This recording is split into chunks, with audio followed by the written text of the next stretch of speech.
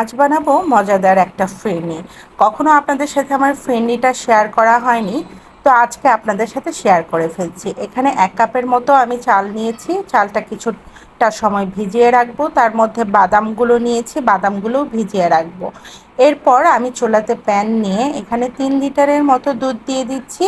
দুধের মধ্যে যে চালগুলো ভিজিয়ে রেখেছিলাম সেটা ভালো মতো ধুয়ে আমি এই দুধের মধ্যে দিয়ে দিব।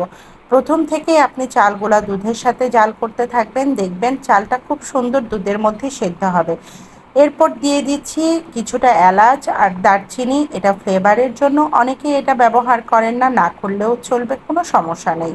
তারপর চালগুলো দিয়ে আমি অনবরত নাড়তে থাকবো, নাড়তে হবে কারণ অনেক সময় নিচে লেগে যায়, তখন কিন্তু এই ফিরনির আসল টেস্টটা থাকে না এবং স্মেলটাও থাকে না, একটা পোড়া পোড়া স্মেল চলে আসে। তো দুধের মধ্যে আপনার দেখবেন কিছুটা নাড়তে নাড়তে দেখবেন যে সেদ্ধ হলো কিনা। তার মধ্যে দিয়ে দিচ্ছি কিছুটা লবণ। আমি মিষ্টি জাতীয় খাবারে লবণটা দিয়ে থাকি, তাতে মিষ্টির ব্যালেন্সটা সুন্দর হয়। দিয়ে দিচ্ছি আপনার ½ কেজির কম চিনি। তারপরে চিনি দেবার পর আমি যখন দেখেছি আমার চালটা মোটামুটি নরম হয়ে গেছে, তখন কিন্তু ডাল ঘুটনির সাহায্যে আমি এটাকে ঘুঁটা দিয়ে দিয়েছি। এটা ঘুঁটা দিলে আরও চালটা গলে যাবে, তখন ফেনেটা খেতে কিন্তু আরও ভালো হবে। তো এভাবে ঘুঁটা দিয়ে আমি আরও কিছুটা কিশমিশ দিয়ে দিচ্ছি। দেবার পর আমি নাড়াচাড়া করতে থাকবো। আরেকটু যখন ঘন হবে তখন আমি যে বাদামগুলো ভিজিয়ে রেখেছিলাম সেগুলো কুচি করে নিয়েছি, এই কুচি কিছু বাদাম আমি এখানে অ্যাড করে দিচ্ছি। দেবার পর আর কিছুটা বাদাম রেখে দিব কুচি করে। ওইগুলো আমি যখন সার্ভ করব তখন আমি গার্নিশের জন্য ব্যবহার করব।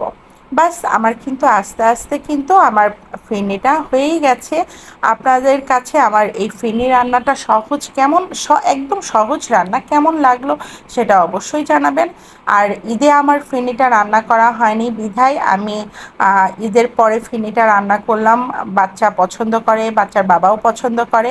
বাস এই তো, আমার ফিরনিটা কমপ্লিট হয়ে গেছে। এখন আমি একটা সাদা সুন্দর বোলের মধ্যে ফিরনিটা ঢেলে তারপর এটা গার্নিশ করব, একটু বাদাম কুচি আর কিছুটা কিশমিশ দিয়ে গার্নিশ করে নেব।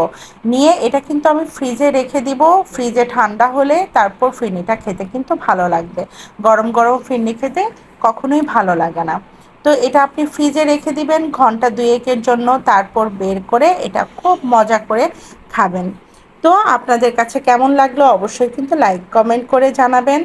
আর ভিডিও ভালো লাগলে সেটাও কিন্তু জানাতে ভুলবেন না। আপনারা ভালো থাকবেন। আল্লাহ হাফেজ।